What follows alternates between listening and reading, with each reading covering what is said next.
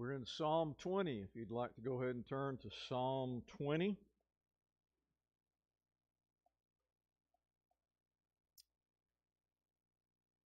I probably missed everybody's, well, two of the favorite Psalms are 19 and 23. I'm not going to talk about those.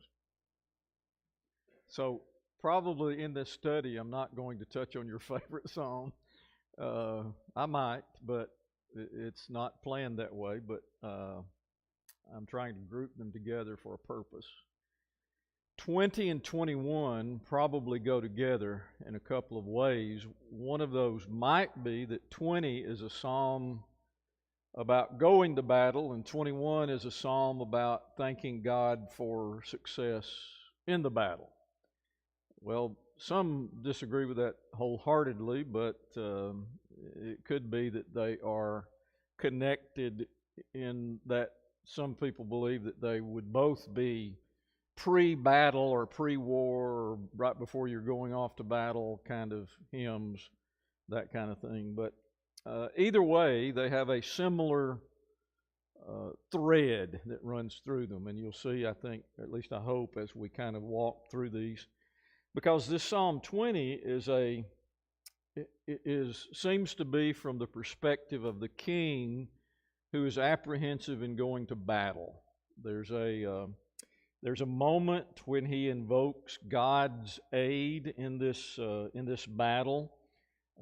He talks about reassurances. Perhaps he offers sacrifices, and maybe that is a result. That's going to result in God being on his side. That seems to be something that is discussed here. As I said, some think that it mates with 21, which may outright just be a simple thank you for the victory in the battle. At least some of the verses there are that way. And so in this Psalm 20, it is a lot about praise. It's a lot about recognizing who God is. There's a lot in Psalm 20 about the king's prayer. The king is praying. The king is observing God's blessings and thanking him for his blessings. And there's praise to God. And of course, all of that would be something characteristic of someone that's about to encounter something that's very stressful. You have this statement that's made in these two Psalms, not exactly the same way, but the statement is made about how good God is and how wonderful He is and how great He is and the amazing power of God. And you're about to go in a stressful situation. We do that, don't we? We remind ourselves of that very thought, the idea that God is powerful, full of strength, and glorious, and we're thanking Him for all of that, and that's characteristic of who we are. Just think about it for a moment. If you're about to enter into something you know you're about to enter into, which a king would know that he's going into battle, if you know you're about to enter into it, you're going to prepare yourself to enter into that stressful situation, that difficult situation, by doing whatever you need to do to get right with God and to pray to Him and to remind yourself of the things that this king reminds himself of. God is powerful. God is to be glorified. God is to be praised. God is with us. And when God is with us, who can be against us, and so forth. Okay, so let's just, it's a very short psalm. If somebody would read the complete Psalm 20, only 9 verses, if you would read those for us, please. May the Lord answer you in the day of trouble. May the name of God of Jacob protect you. May He send you help from the sanctuary of these courts in Zion. May He remember all your offerings and regard with favor your burnt sacrifices. May He grant you your heart's desire and fulfill all your plans. May we shout for joy over your salvation, and in the name of our God, set up our banner. May the Lord fulfill all your petitions. Now I know that the Lord saves his to know him, we will answer him from his holy heaven, with the saving light of his right hand. Some trust in chariots, and some in horses, but we trust in the name of the Lord our God. They collapse and fall, but we rise and stand upright. We rise and stand upright. O Lord, save the King. May he answer us when we pray. Okay, so the significance of this being an individual seems to be an individual, but then there's this insertion of, may we shout for joy. There's one commentator that I looked at, it said this might have been written in a time when the king was going to war, but may have been sung by the Israelites as they were either on their way to worship or had some kind of connection to the worship of the Israelites.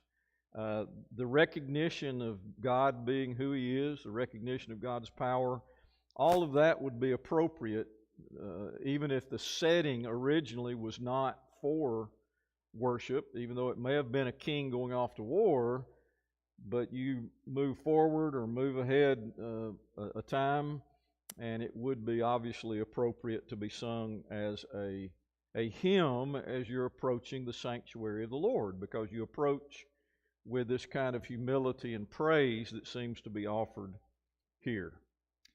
So as he begins verse 1, you have the significance of the stressful situation. May the Lord answer in the day of trouble. There's what we're talking about. Anytime there is trouble, there's a stressful moment, a stressful time, there is the invoking of the name of the Lord in that moment. We sometimes fall to our knees. We sometimes shed tears. We sometimes cry out for help. Sometimes we even ask, and the psalmist will ask, "Oh God, where are you?" As a matter of fact, when you get to Psalm 22, there's going to be, my God, why have you forsaken me?" So we wonder sometimes, where has God gone because of this trouble? And so it opens up with, the God that I serve, this God that we serve, is one who answers our cries in times of trouble. The opening of it says, "May the Lord," "May the Lord." The context, when it uses the term trouble, it's obviously danger. The word that's used, translated trouble there in the ESV, I think it's translated danger in some places. Is it? Anybody have one that's translated danger? But the thing is still true, that in time of danger, trouble, struggle, stress, you fill in the blank, one of the things you can trust is that the Lord will hear you. The second part of verse 1 is, may this God whom we serve, who has proven Himself as the God of Abraham, Isaac, and Jacob, may He protect you. Now, the context of that second part of that verse is doing something that the psalmists do. As a matter of fact, God has done this through the history in His interaction with the people. When He comes to Moses, He describes Himself as the God of Abraham, Isaac, and Jacob. God does it Himself. Who are you? Well, I'm the God of Abraham, Isaac, and Jacob. Oh, that one. Well, we remember that one. That's a different one than all these others over here. The God of Abraham, Isaac, and Jacob. So he pulls it out and says, this God, who is the God, and he doesn't say Abraham, but he says the God of Jacob, protect you. The pulling out of that to remind the Israelites, this is the same God that worked through Jacob. And if they're filling in all the blanks, they're going to say, oh yeah, Isaac and Abraham, it's the same God that has worked among our people now for all these generations, beginning at that time in history all the way through now. The idea of may He send help is is significant there. By the way, when it says, may He send help, there is the idea that God is in His sanctuary, God is in His place, God is where He's supposed to be, God is observing, God is in control. God, I don't know why this came to mind, but when I was growing up and when I was in high school, there was no such thing as a coaching tower when you were on a football field. You know what I'm talking about? But now you go to a little bitty 1A schools and they've got a coaching tower. Why? I don't get it. I don't know why that's significant. You got 17 boys, and if you can't get in amongst them and do what needs to be done and not be in a coaching tower, I don't know. If they video from up there, forgive me for all I said. God is up there in His sanctuary, and He is involved in all of the actions that are going on down here. He's involved in all of that.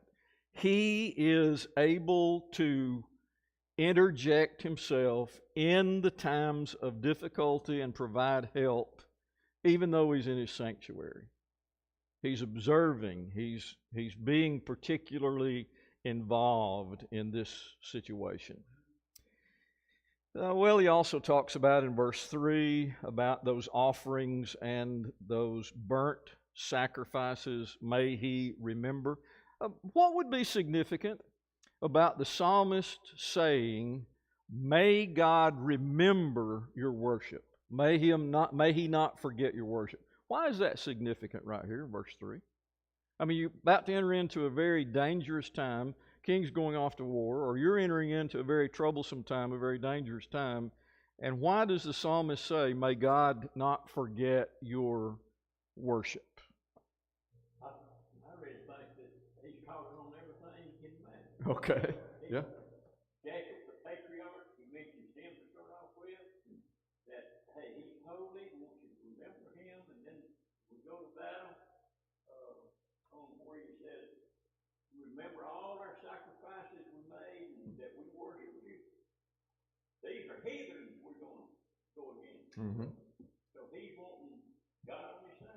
Okay, very good observation. Mari's observation is the idea of the sacrifices and the things that are very much in contrary to the heathens that they're going to do battle with. Any other ideas? Why would this be significant? May He remember all of your offerings and your burnt offerings. I think it's more for him than it is for us. I mean, may He remember. I mean, Yeah. I did remember, for me, I remember I did all this. Mm-hmm. I think it's more for him than it is for us. Okay.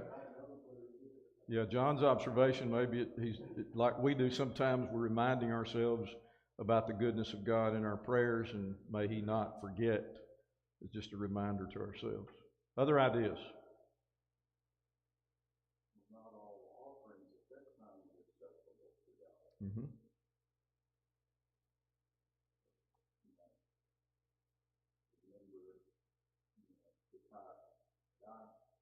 Mm-hmm.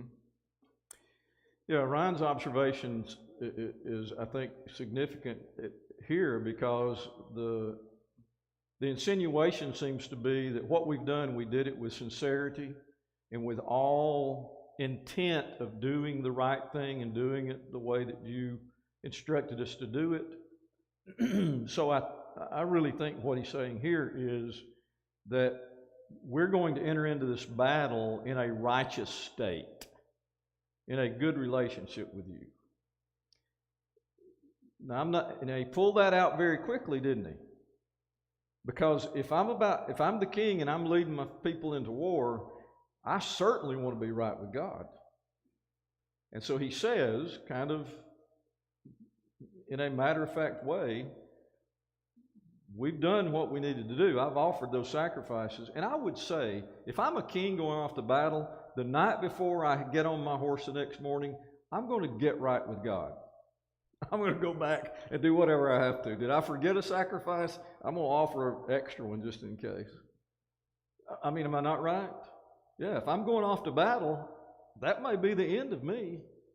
And when I enter that battle and I die in battle, I want to be able to be confident as I fall to the ground and as I bleed to death, that I've done the right thing. And I think that's what he's saying. We tried our best. We did what we could, and may God remember those in this day of danger and trouble.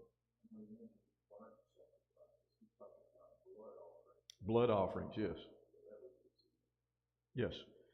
Yeah, he didn't leave out anything. The offerings would probably be those things that would be like grain and wine and oil and those kind of offerings, and then the sacrifices that he offered as well. Yeah. Okay, in verses 4 and 5, there is this strategy, this plan, the heart's desire. There's this reference to achieving, winning, being victorious. Look at verses 4 and 5.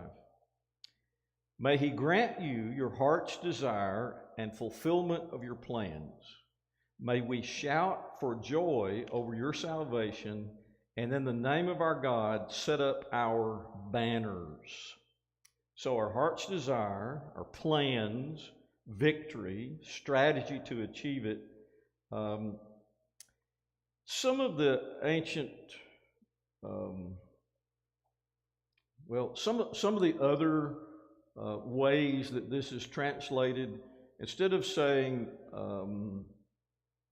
may God set up our banners, it really leans itself to the meaning of may he be magnified. Think about it this way: if we're going to have a vacation Bible school, and we bought a banner that said Vacation Bible School and had the dates on it, and we put it down here at the road, and it was 6 feet tall and 27 feet long, it would get your attention, wouldn't it? It would get your attention. And so it seems that this idea of the banner is raise those things or make those things obvious or evident that would glorify God and would be something that people would be able to look at and see that God is magnified in this victory. Okay, so when you have a victory and you come back after a victory, what do? You seen the guys on the horses with the flags? Yeah, and you never let the flag touch the ground. Somebody else picks it up before. And you come back and you're victorious because you bring back the flag. And sometimes they have several different flags. If you've ever seen ancient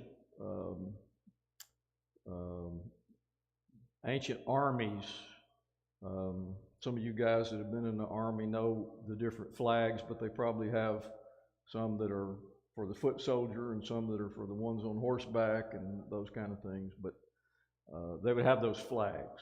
So it seems that what he's saying is we want victory, and in giving us that, we will glorify or magnify your name. So that's kind of the meaning of that idea of banner. Banner. Not my banner. Don't raise my banner. Raise the banner of the Lord. Is there a song in our songbook like that? Something about a banner of the Lord? Anyway. Okay, any observations? We've actually made it through verse 5. So any observations, questions, anything? I think on this right here, as we mentioned before, he's bringing in sacrifices, Jacob, and everything else he can bring in. And then in 4 and 5, he said, we know that God will be on their side because of these things and so like that. And so he's anticipating that we're going to be victorious because God will be on our side. Yes, I think you're right. He's anticipating victory. He's anticipating even the victory parade, it seems, here, because God is on their side. And he asks for God to give us that which is our heart's desire, which is success, victory.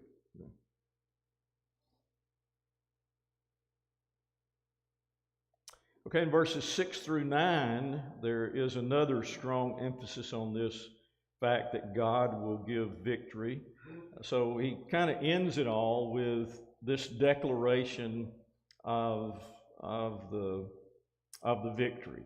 The mood kind of changes a little in 6 through 9. There's kind of a change in it all as the king kind of speaks within the context of faith and his relationship with God and some very specific things. And he's reassuring that God will be present in the battle. Look at verse 6 through 9. Now I know that the Lord saves his anointed. He will answer him from his holy heaven with the saving might of his right hand. Some trust in chariots, some in horses, but we trust in the name of the Lord our God. They collapse and fall, but we rise and stand upright. So that's through 8. We'll get to verse 9 in a moment because it kind of stands alone. So this mood kind of changes because he begins this second half of the psalm to talk about this confidence that he has that the Lord's going to save his people. He contrasts that with the chariots and horses that some would trust in. What would be the most fierce battle implement that they would have been seeing at that time in the history of the world? Would it be a chariot? Yeah.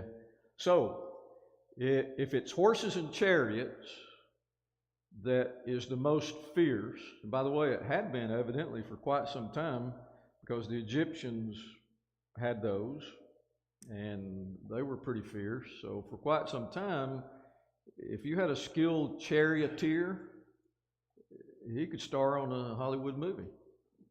I mean, he was very, very much sought after. He says some trust in chariots and horses. Some trusted heavily in chariots and horses. What did he say they trusted in? The Lord our God. Yeah, the Lord our God. So he continues, they collapse and fall, but we stand upright. The Lord will answer from his holy heaven with the saving might of his right hand. He will answer. So there's confidence, real confidence in the voice there as he continues that hymn. And notice verse 9 as he concludes this. It is quite telling. O Lord, save the king. If this is actually the king writing it, he's specific. He's very specific. May he answer us when we call.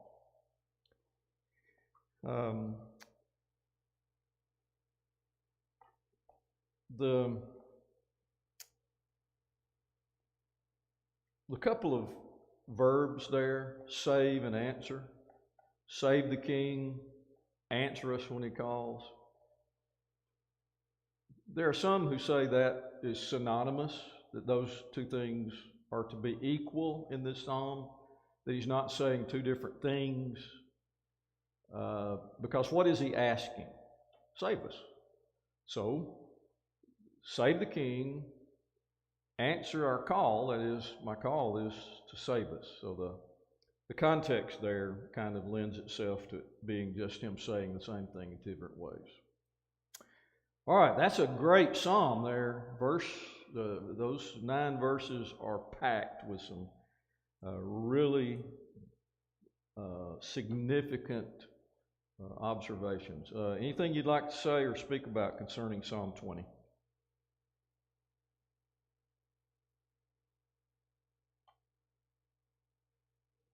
Okay, some think that Psalm 21 is a king's thanks after the victory, as I mentioned.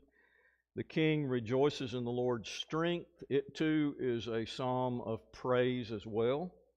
It would be a psalm that when you look at it, you'd very easily be able to point out the fact that God has been involved, that there's evidence provided that God has been a part of this history, this moment in time that God's been a part of this. Now, this is 13 verses, but let me read just to begin with through verse 7 as we think about this section is really the blessings that have been given to the king, verses 1 through 7.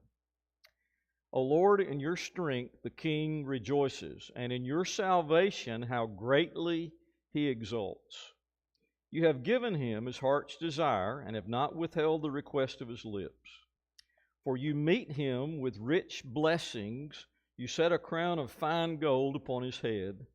He asked life of you, you gave it to him, length of days forever and ever.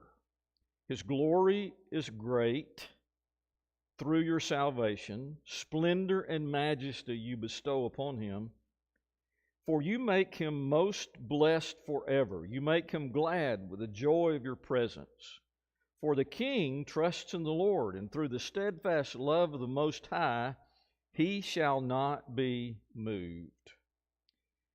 Did you notice, and I've got a line drawn from verse 4 of Psalm 20 over to this psalm, verse 2, you have given him his heart's desire. May he grant you your heart's desire. Verse 4 of Psalm 20, verse 2 of Psalm 21.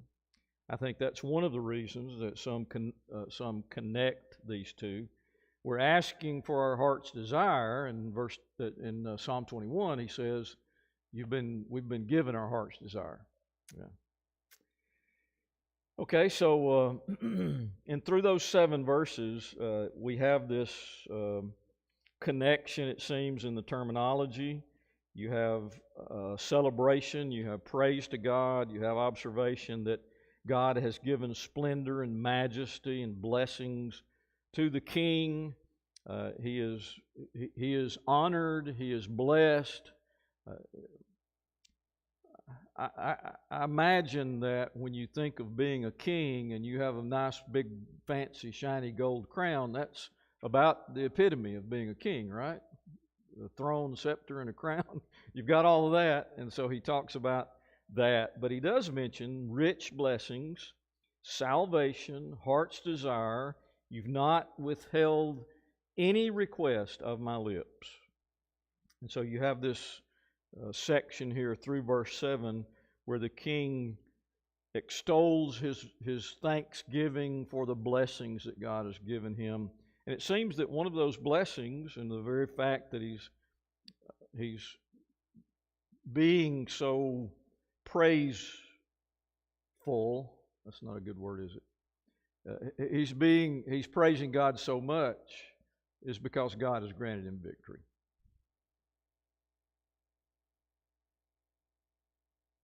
I don't think this is where it came from. It probably came later, maybe Shakespeare time. Was it "Long Live the King," or is that just on a movie? Did they actually say that, or was that just on a movie? Long live the King. What?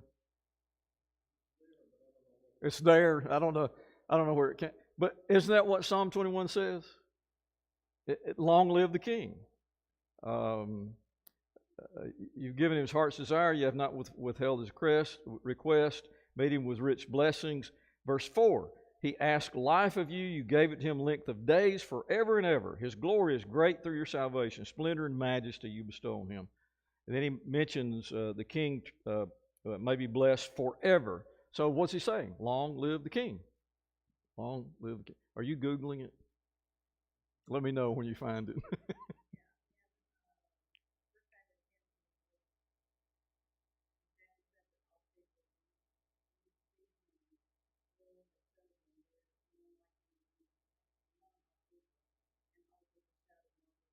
Oh, so it is in the Bible. Yeah. 1 Samuel, right? Okay.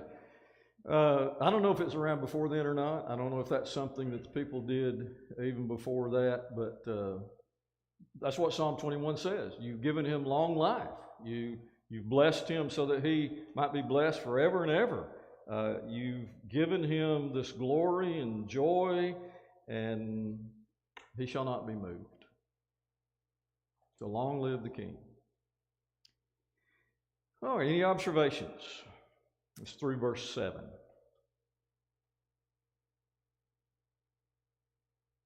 All right, 8 through 12 is maybe the second section, and this 8 through 12 is just kind of a rehearsal of the blessings that were promised to the king. They're addressed to the king. They seem to rise.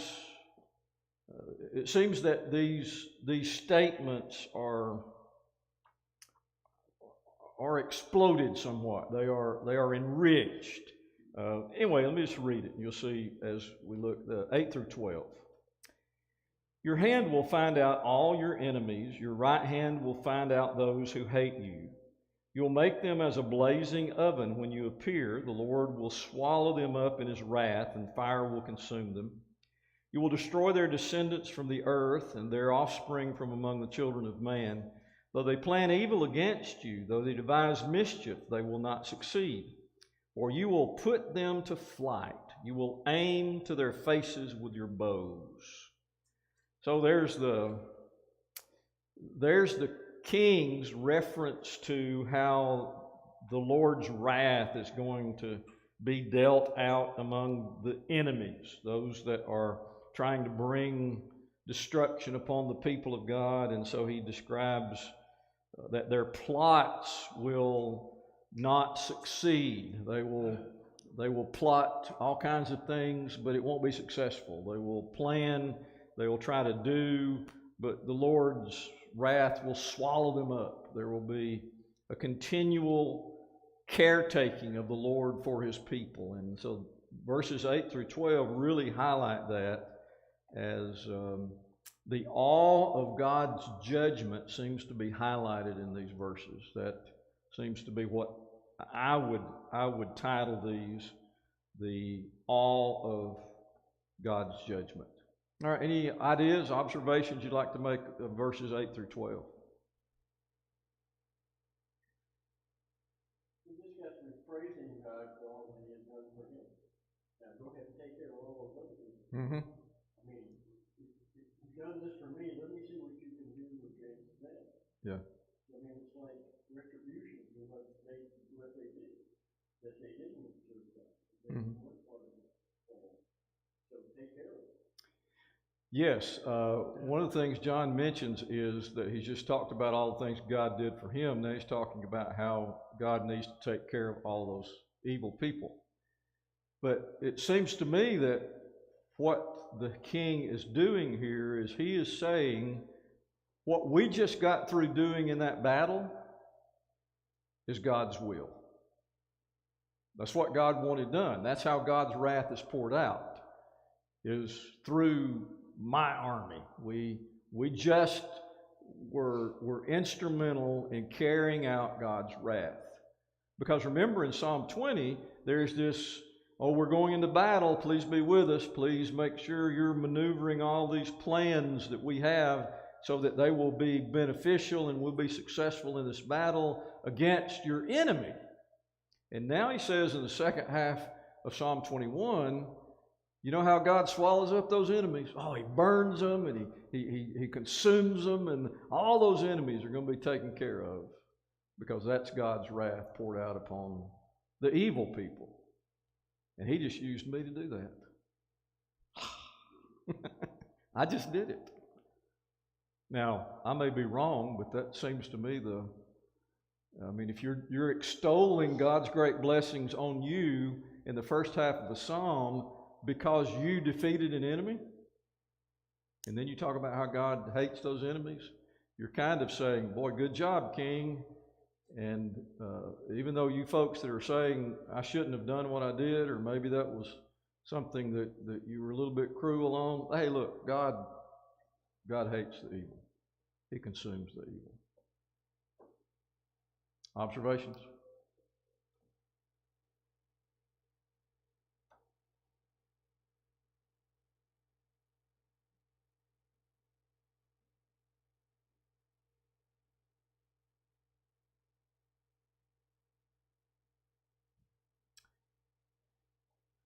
Somebody that knows more about this than I do, probably several of you, but in the ancient Near East, there would have been this need for the children of Israel to fight these pop-up, what do you call them? Anyway, there would be these little pop-up folks that would take over the kingship of some little place. And so the Near East was consumed by these little skirmishes and these battles and all this that's going on. We're not talking about a big Assyrian, Babylonian kind of conflict, but we're talking about smaller local conflicts.